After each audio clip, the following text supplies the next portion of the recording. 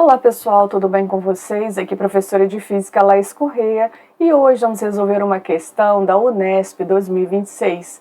É a questão número 19. A questão diz assim: duas pedras idênticas A e B com 0,2 kg cada uma estão ligadas uma à outra amarradas em dois fios ideais, 1 e 2 de comprimentos iguais a 0,8 metros cada um.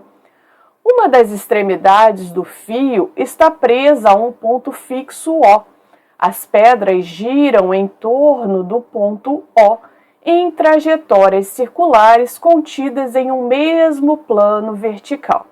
Durante todo o movimento, os dois fios mantêm-se sempre alinhados e as dimensões das pedras podem ser desprezadas. No instante em que a pedra A passa pelo ponto mais alto de sua trajetória, ela apresenta velocidade escalar de 8 metros por segundo, como mostra a figura. Aqui a velocidade A. Adotando a gravidade igual a 10 metros por segundo ao quadrado e desprezando a resistência do ar, calcule no instante apresentado na figura item A a energia mecânica da pedra A em joules em relação ao nível horizontal que passa pelo centro da trajetória das pedras, ponto O. Bom, pessoal, vamos revisar um pouquinho de energia mecânica. Esse aqui são alguns prints do meu e-book de equações, conteúdos de física completo para Enem e vestibulares. O link está fixo aqui nos comentários, caso você tenha interesse de conhecer. Todo o conteúdo de física, desde cinemática até física moderna, resumido para você. Então, pessoal, a gente tem aqui energia cinética, que ela está associada ao movimento do corpo, e a energia potencial gravitacional, que é quando um corpo está posicionado a uma certa altura em relação a um dado referencial. A energia mecânica nada mais é que o somatório das energias. Se ela tem velocidade num ponto e tem uma altura em relação ao referencial, ela tem as duas energias. Então, a energia mecânica vai ser o somatório dessas duas energias, tá ok? Então, baseado nisso, item A. Energia mecânica no ponto A, que é aqui, ó, no ponto A, vai ser igual a energia cinética em A, porque ela tem uma velocidade, mais a energia potencial gravitacional. Então, a minha energia mecânica em A vai ser igual a energia cinética, mv ao quadrado, dividido por 2, mais m vezes g vezes h. Então, a energia mecânica no ponto A vai ser igual a massa, 0,2, vezes a velocidade, 8 ao quadrado dividido por 2, mais a massa, vezes a gravidade, vezes a altura. A altura, pessoal, vai depender do referencial que a gente atribui. A gente pode botar o ponto fixo aqui, ó, como nosso referencial. Então, isso quer dizer, se aqui tem 0,8 metros e aqui tem 0,8 metros, que a bolinha A está a uma altura em relação ao referencial que nós escolhemos de 1,6 metros. Então, a energia mecânica em A vai ser igual. 8 ao quadrado é 64. 64 dividido para 2 vai sobrar 32. 32 vezes 0,2 vai ser 6,4. Mais 10 vezes 1,6 vai dar 16, vezes 0,2 vai dar 3,2. Então, a minha energia mecânica em A vai ser igual a 6,4 mais 3,2, 9,6 joules. Vou marcar aqui para vocês tirarem o print. O item A era só isso. Item B. As intensidades das trações nos fios 1 e fio 2. Bom, pessoal, para resolver esse exercício, a gente vai usar força resultante, mas a gente tem que fazer o diagrama de forças. Vou desenhar a bolinha A aqui em cima. Pronto, pessoal, coloquei duas bolinhas aqui para a gente poder fazer esse diagrama. A primeira força que a gente vai desenhar, mais conhecida de todos, a força-peso, né? Sempre vertical, sentido para baixo. Então, peso de A está aqui. Lembrando que peso é massa vezes gravidade. Peso de B está aqui.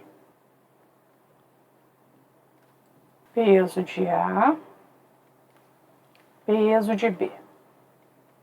Aí a gente tem as trações do fio 1 e do fio 2 que são diferentes. A gente tem aqui que a tração ela procura o centro do fio. É uma referência que eu coloco para os alunos desenharem, né? A gente tem ação e reação, vai ter duas trações, uma saindo de cada corpo.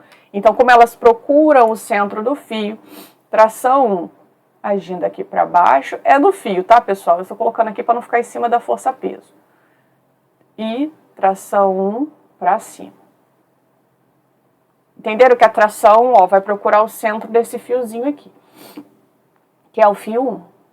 E a tração 2, a mesma coisa, ela vai procurar o centro do fio 2. Como aqui no caso o ponto O é um ponto fixo, tem uma tração aqui e uma tração aqui. A gente só vai desenhar a tração 2 no corpo.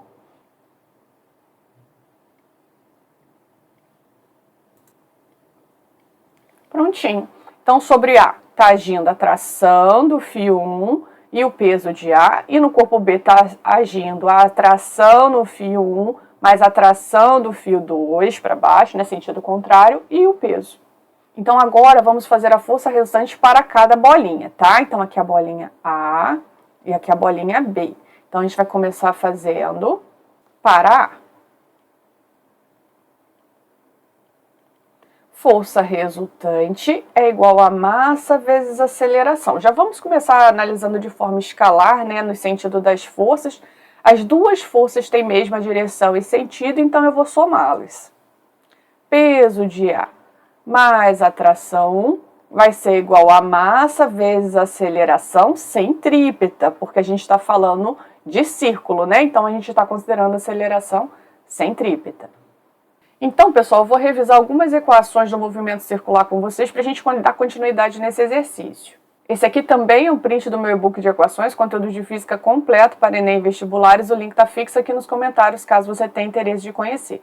Todo o conteúdo de física, desde cinemática até física moderna, resumido para você. Então, pessoal, a aceleração centrípeta ela tem duas equações.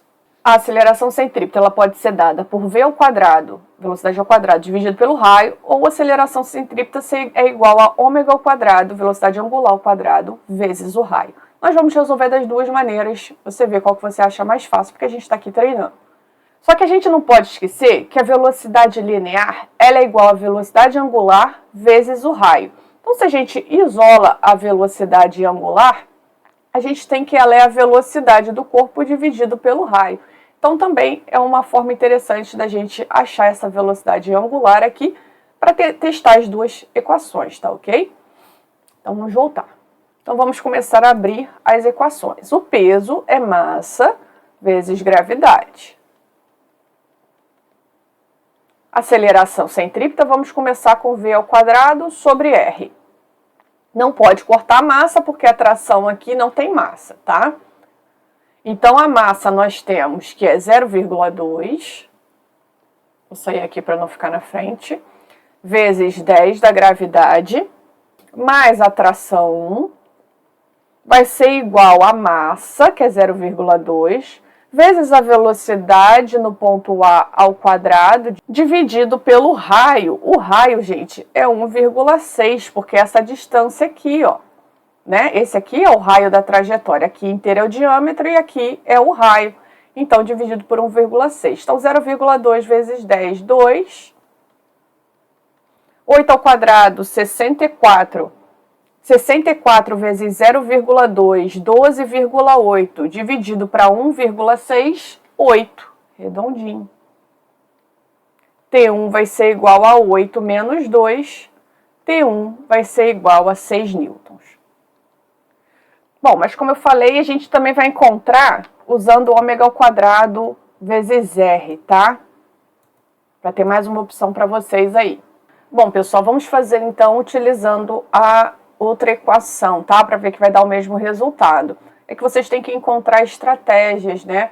para resolver a questão da forma que você se identifica mais. Então, eu sempre dou mais de uma opção na maioria das vezes que é possível. Então, o peso é massa vezes gravidade.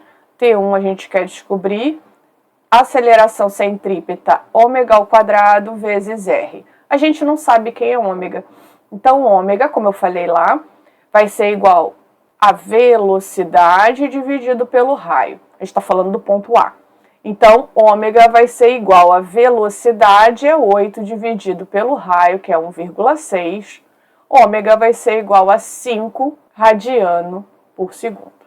Aí sim, a gente tem o ômega, a gente tem o raio, só jogar aqui. A massa é 0,2 vezes 10 mais T1, que vai ser igual a massa, que é 0,2 vezes ômega ao quadrado, vezes o raio, que é 1,6. 0,2 vezes 10 dá 2. 5 ao quadrado dá 25, vezes 1,6 dá 40, vezes 0,2 vai dar 8. T1 vai ser igual a 8 menos 2, T1 igual a 6 newtons, tá? Então, só para mostrar mais essa forma de fazer o exercício. Então, T1 igual a 6 newtons aqui, T1 igual a 6 newtons aqui, tá? Então, encontramos a tração no fio 1, tá? Que ele pediu. Então, agora ele quer a tração no fio 2.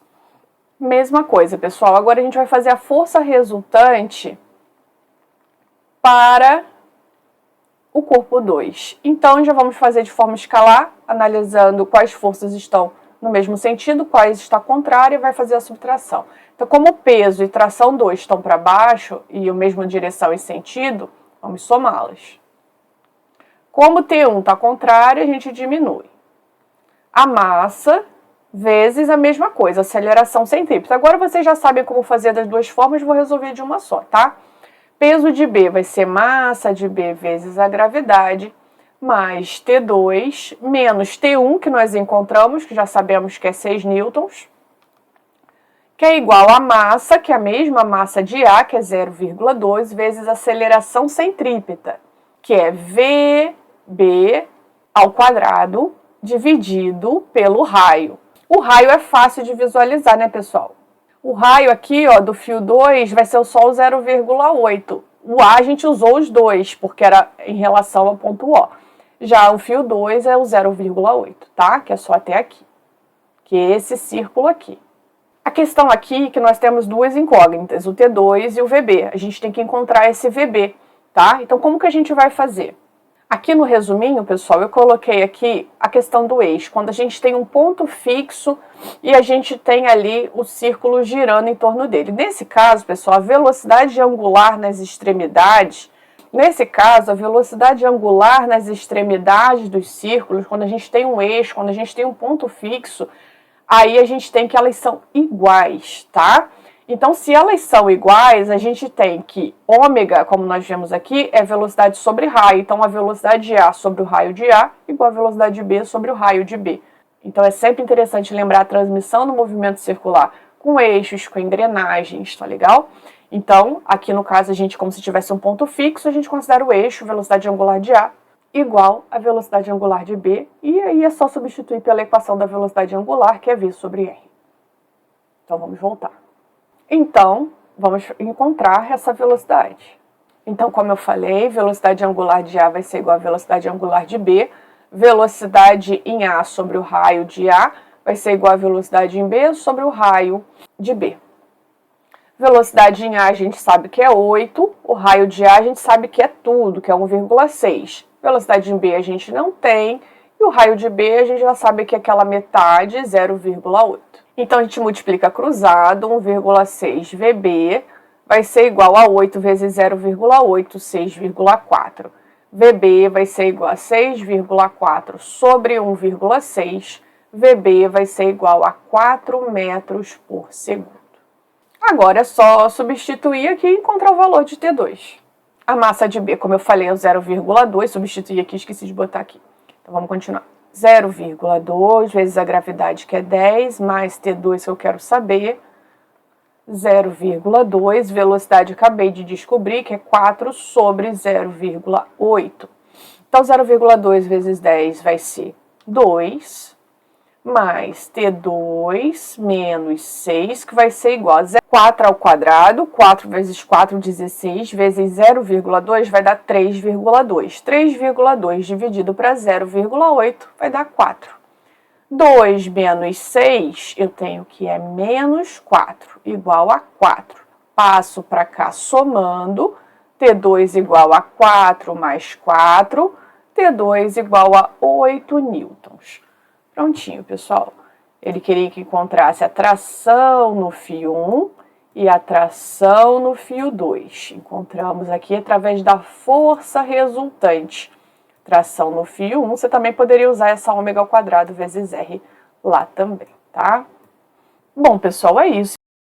Questão número 20. A questão diz assim: uma pessoa está em uma barbearia sentada em uma cadeira fixa no solo horizontal, de frente para um espelho plano pendurado em uma parede vertical. Então tá aqui o espelho plano. Um raio de luz R emitido pelo ponto P do avental que cobre o corpo dessa pessoa incide no espelho e, após sofrer reflexão, atinge o olho da pessoa, que está a uma distância D do espelho, conforme a figura. Item A.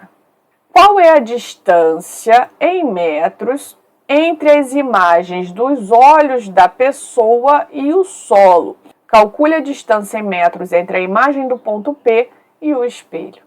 Essa questão, pessoal, era só olhar o desenho, né? Bem tranquilo. Item A. Aí ele me pediu qual é a distância entre as imagens dos olhos, tá aqui, né? Até o chão. Então, a altura, vamos chamar de altura H, pode ser. Eu vou chamar de Y, vou chamar de Y porque está na vertical. Y igual a 0,5, você poderia botar H também, mais 0,7. Y vai ser igual a 1,2 metros. E vamos considerar o X na horizontal, ele quer a distância do ponto P até o espelho, e ele me deu, né? X igual a 0,3 metros. E aí, se você quiser justificar, você coloca aqui, as informações estão na imagem. Tá? Então vamos para o item B, que aí a gente tem que calcular. Vou fazer o item B aqui, porque ele é maiorzinho um pouquinho.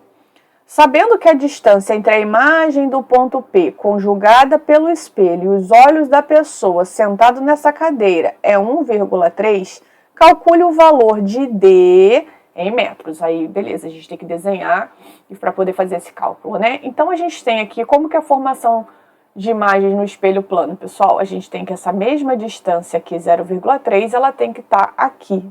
Eu vou fazer a retinha de amarelo para ficar clarinho. Então, aqui, pessoal, é o ponto P.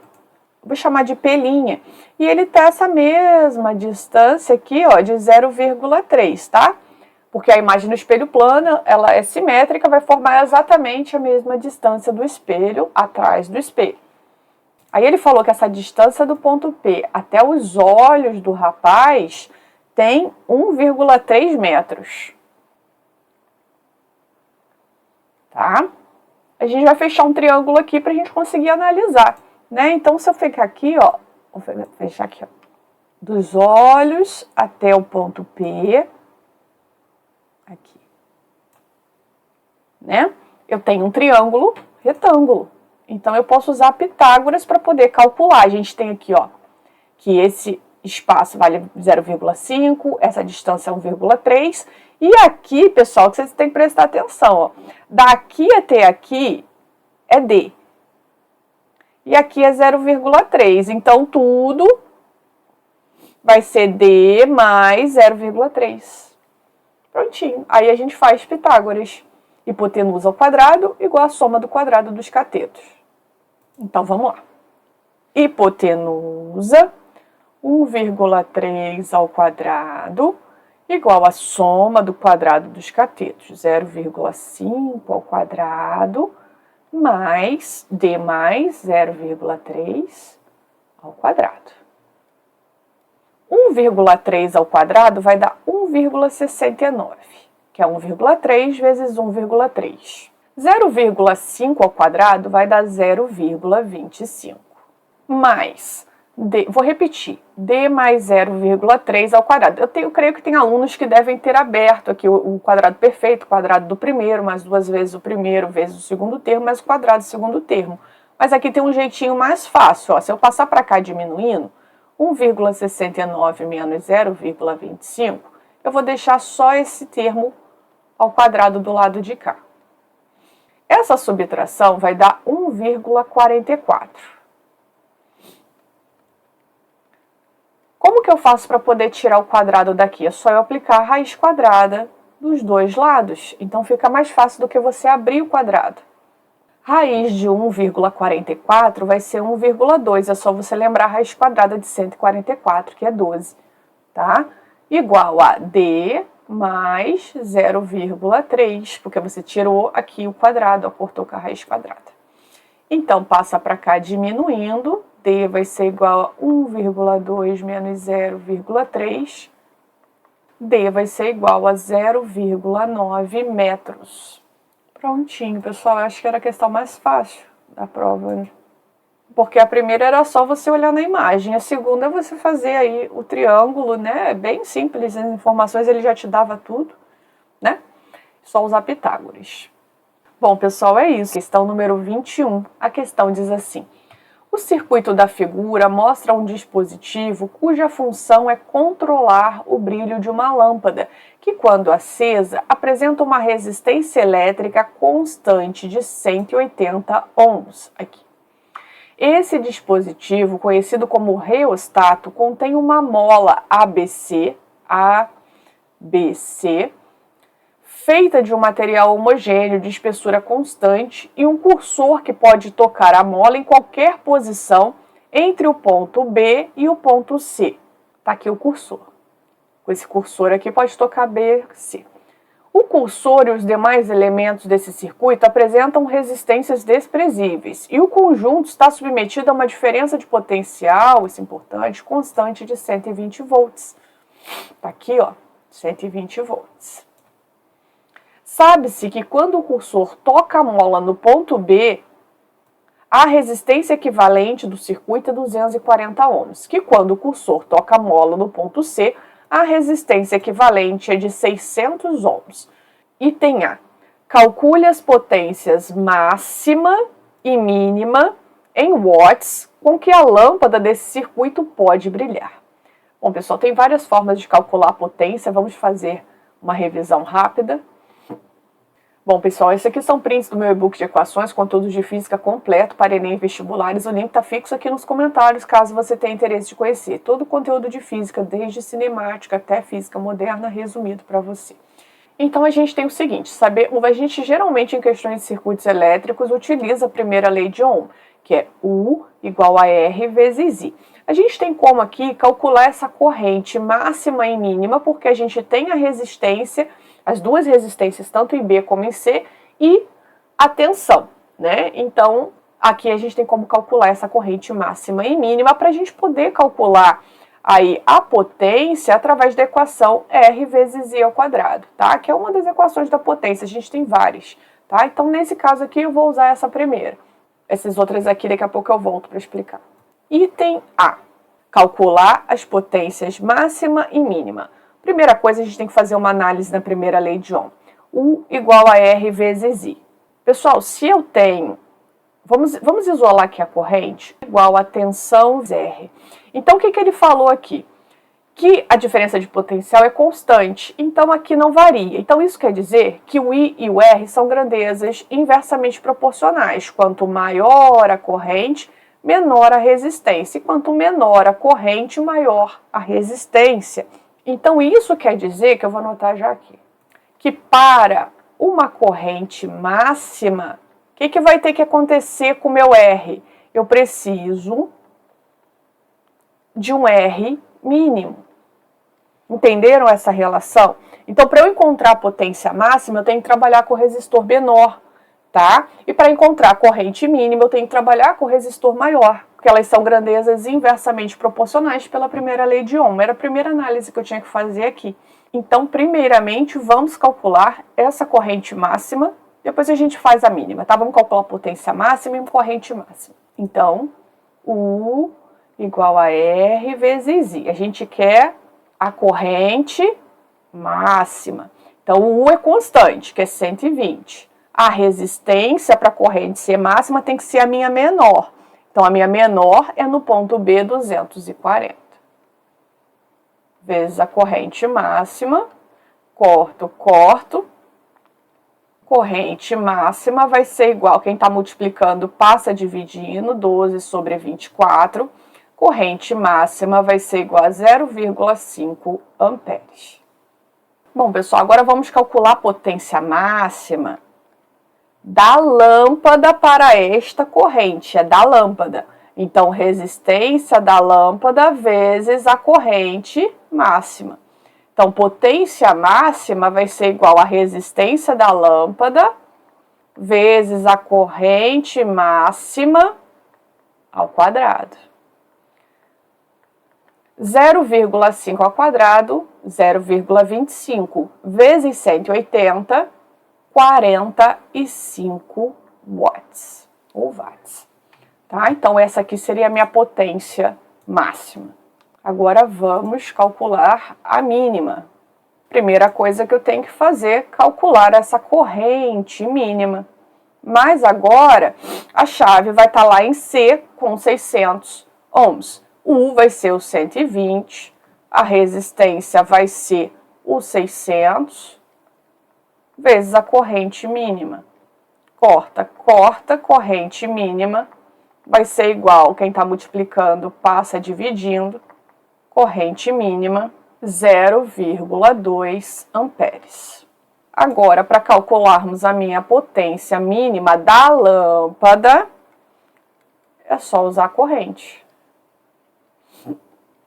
Resistência da lâmpada 180 vezes a minha corrente mínima ao quadrado. 0,2 vezes 0,2 vai dar 0,04 vezes 180 vai dar 7,2 watts ou watts. Prontinho, encontramos a nossa potência mínima e a nossa potência máxima, utilizando a equação da potência, R quadrado, e usando a primeira lei de Ohm. Item B. Sabendo que o comprimento do trecho BC, esse comprimento aqui, da mola mede L, calcule em função de L o comprimento do trecho AB da mola. Então, ele quer esse pedacinho aqui e ele te deu esse pedaço aqui. Pessoal, quando ele te dá comprimento de uma resistência, né, você tem que usar a segunda lei de Ohm. Vamos revisá-la. A segunda lei de Ohm, pessoal, ela é dada por R igual a ρ vezes L sobre A, onde ρ é a constante de resistividade elétrica, a gente tem, cada material possui o seu, L é o comprimento e A é a área de secção transversal, tá? Então, falando de comprimento de resistência, a gente costuma usar a segunda lei de Ohm. Lembrando, pessoal, que esse circuito aqui, ele está todo em série, né? As resistências estão uma do ladinho da outra. Então, a gente vai usar resistor equivalente em série. Para achar o resistor equivalente em série, é só somar todos os resistores do circuito, tá legal? Não tem nenhum em paralelo ali. Então, eu vou sair aqui um pouquinho, para poder ter espaço, porque essa questão é maior. Então, pessoal, eu tenho que o meu resistor equivalente vai ser igual ao resistor da lâmpada, que ela está sempre aqui, e aí mais onde tiver a posição, né? Então, a gente pode ter aqui o RAB e o RBC. Então, a gente pode ter, quando esse ponteiro estiver aqui, a gente só tem esse pedacinho, que é o RAB. Quando tiver aqui, a gente tem tudo, que é o AC. Então, vai ser o R da lâmpada, mais o R do comprimento que eu quero determinar, que eu ainda não sei qual é. Então, eu posso até já escrever isso. Meu resistor equivalente, quando a chave estiver em B, meu resistor equivalente, quando essa chave estiver em B, vai ser o meu resistor da lâmpada mais o meu resistor AB. Aí eu já posso escrever aqui, ó, eu tenho o valor de quando ele toca no ponto B. Quando ele toca no ponto B, a resistência equivalente é 240. Então, eu já tenho aqui, ó, resistência da lâmpada 180 mais RAB. Então, já posso passar para cá diminuindo. RAB vai ser igual a 240 menos 180. RAB vai ser igual a 60 ohms, tá? Com o cursor em B. Então, Então, isso é importante. Vamos fazer a mesma coisa, só que agora com o cursor em C. Então, R equivalente, aí agora é quando o cursor está lá no C, vai ser igual ao R da lâmpada, mais tudo, né? Que agora vai considerar ela toda, o resistor AC. Então, meu resistor equivalente C, que eu já tenho um valor, que é 600, é igual ao resistor da lâmpada, que é 180, mais RAC. Então, passo diminuindo, meu RAC vai ser 600 menos 180, meu RAC vai ser 600 menos 180, vai ser 420 ohms. Para a gente poder calcular agora, só observando essa resistência aqui. Olha só do jeito que eu vou escrever. RAC, ou seja, toda essa resistência, vai ser igual a esse pedacinho, RAB, mais esse pedacinho, RBC, tá? Então, isso tudo, RAC, vai ser igual a RAB mais RBC. RAC é 420, RAB é 60, RBC eu não sei. Passo para cá diminuindo, 420 menos 60, igual a RBC. RBC vai ser igual a 360 ohms, tá? Isso aqui era uma forma de você fazer. Tem uma outra também que eu vou mostrar aqui no cantinho, só de curiosidade, tá? Então, eu encontrei agora, pessoal, os valores das minhas resistências. Você poderia fazer assim, como eu fiz agora, ou desse jeitinho aqui, ó. Aí você vê qual que é mais fácil. O resistor equivalente do circuito todo vai ser igual à resistência da lâmpada mais a resistência AB mais a resistência BC. Então, a resistência da lâmpada, quando está aqui nessa chave, 180 mais RAB mais RBC, que eu já tinha achado aqui AB e BC. Por que eu poderia fazer desse jeito, pessoal? Porque eu tenho o valor da resistência equivalente do circuito, que é 600. 180 mais 60 mais RBC. Então, eu sei que 180 mais 60 vai dar 240. Aí eu vou passar para ele diminuindo lá para o outro lado. Então, RBC daria 360. Isso é uma outra forma de você fazer para encontrar o RBC, tá? Você vê qual que é mais fácil aí. Então, pessoal, ele não quer o valor das resistências, né? Ele quer que o comprimento do trecho BC da mola mede L, calcule em função de L o comprimento do trecho AB. Então, ele quer em função do L, tá? Então, é importante o que a gente fez, calculou o valor dos trechos, para agora a gente encontrar essa relação. Pessoal, coloquei aqui o valor das resistências que nós encontramos. Vamos fazer uma relação entre elas. Eu posso escrever aqui desse jeito, ó, que RBC é igual a 6 vezes RAB. Se eu pegar 60 e multiplicar por 6, dá 360. Tá legal? Então, se eu pegar 60 vezes 6, dá 360. Então, por isso que eu escrevi que RBC é 6 vezes RAB. Então, agora eu vou abrir pela equação da segunda lei de Ohm. O valor da a segunda lei de Ohm diz que R igual a ρ vezes L sobre A. Então, eu vou substituir aqui ρ vezes L sobre A. Esse L, lembrando que é o L do trecho BC, comprimento do trecho BC. 6 vezes ρ vezes L do trecho AB sobre A. Então, ρ é a característica do material, lembra que eu falei para vocês? É a constante de resistividade no vácuo. Então, como o material do fio é o mesmo, ele só foi partido, então eu posso cortar porque ele tem o mesmo valor dos dois lados. A área é a área de secção transversal, então se eu pegar o fio e cortar ele no meio, é o mesmo fio, então também posso cortar. O que difere aqui é só o comprimento. Então, sobrou LBC igual a 6LAB. Então, ele deu pra gente que o trecho BC vale L. Ele me deu que o trecho BC vale L. Então, eu posso chamar de L igual a 6LAB, LAB igual a L sobre 6. A pergunta, o comprimento do trecho AB em função de L, prontinho. Fechamos, pessoal. Então ele deu para a gente, ele forneceu essa informação que o LBC valia L, nós usamos a segunda lei de Ohms após encontrarmos os valores das resistências, né? Porque a gente conseguiu fazer uma relação entre elas para poder comparar o tamanho, o comprimento deles através das resistências, tá bom? Bom, pessoal, é isso. Se vocês gostaram dessa resolução, eu peço que deixem o seu like, se inscrevam no canal, compartilhem esse vídeo com seus amigos que também estão estudando para o vestibular. Isso vai nos ajudar a produzir cada vez mais conteúdos como esse. Muito obrigada, forte abraço, até a próxima questão.